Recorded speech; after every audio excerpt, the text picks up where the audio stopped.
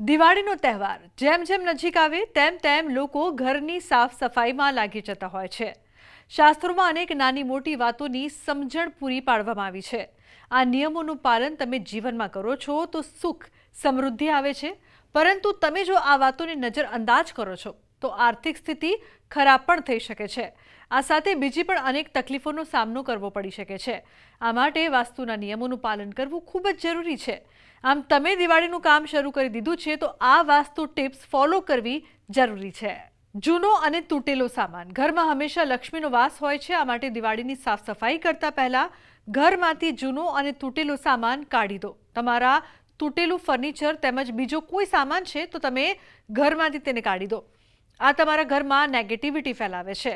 આ સાથે તમને બીજી અનેક મુશ્કેલીઓમાં ઘેરી શકે છે। તૂટેલી મૂર્તિ દિવાળીની સાફ સફાઈ કરતી વખતે તમારા હાથમાં તૂટેલી મૂર્તિ આવે છે તો તમે નદીમાં તેમજ પીપળાના ઝાડ પાસે તેને મૂકી દો। તૂટેલી મૂર્તિ તમે ઘરમાં રાખશો નહીં, આ દુર્ભાગ્ય લાવે છે।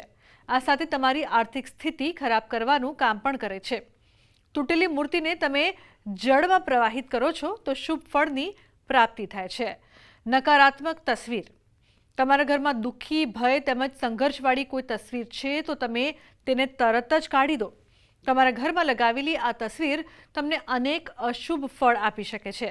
આ સાથે તમારી ખુશીઓ છીનવી શકે છે। આ માટે ઘરમાં આ ટાઈપની તસવીર લગાવશો નહીં।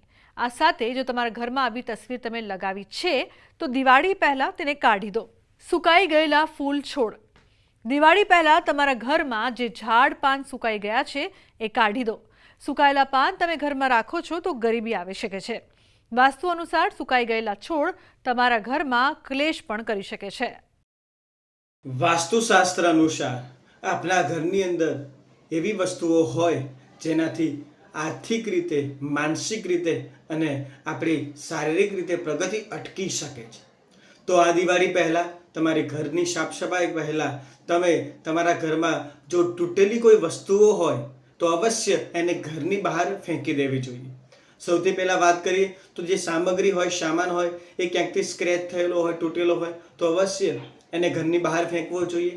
બીજા નંબરમાં કોઈ એવા ફોટા હોય, કોઈ એવી મૂર્તિઓ હોય એ જો ખંડિત થઈ હોય તો અવશ્ય એને નદીમાં અથવા તો પવિત્ર સ્થાન ઉપર વિસર્જિત કરવી જોઈએ।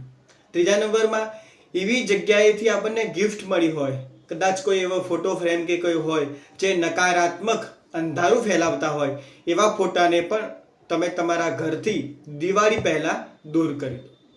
આગળ વાત કરીએ તો આપણા ઘરે જો પ્લાન્ટ હોય, પ્લાન્ટમાં પણ ઘણા બધા છોડ એવા હોય છે જે સમયની સાથે કદાચ સુકાઈ ગયા હોય છે, તો એવા સુકાઈ ગયેલા છોડને પણ આપણે દૂર કરી દેવા જોઈએ। તો આજના અમારા આ અહેવાલમાં બસ આટલું। ફરી મળીશું એક નવી અને મહત્વપૂર્ણ જાણકારીની સાથે, પરંતુ આ વિડીયોને આપ ખાસ લાઇક કરજો અને વધુમાં વધુ શેર પણ કરજો, જેથી કરીને દિવાળીની સફાઈ જો કોઈ વ્યક્તિ કરી રહ્યો હોય તો તેને વાસ્તુને લગતી આ મહત્વની જાણકારી મળી શકે। નમસ્કાર।